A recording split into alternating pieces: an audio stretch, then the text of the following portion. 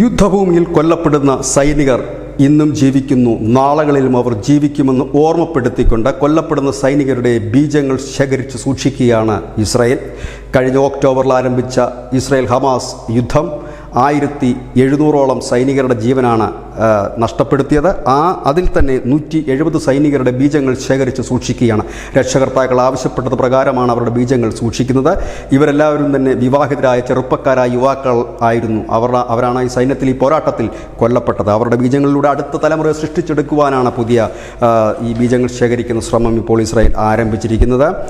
ഈ ബീജങ്ങൾ ഉപയോഗിച്ച് ഇവരുടെ ഭാര്യമാർ വീണ്ടും ഗർഭം ധരിക്കുകയും ഒപ്പം തന്നെ വീണ്ടും പോരാട്ട വീര്യമുള്ള ഇല്ലെങ്കിൽ ഒരു പുതിയ ജനതയെ സൃഷ്ടിച്ചെടുക്കുകയും ചെയ്യും. അതായത് കൊല്ലപ്പെട്ട സൈനികൻ്റെ ശരീരത്തിൽ നിന്നും 72 മണിക്കൂറിനുള്ളിലാണ് ഈ ബീജങ്ങൾ ശേഖരിക്കുന്നത്.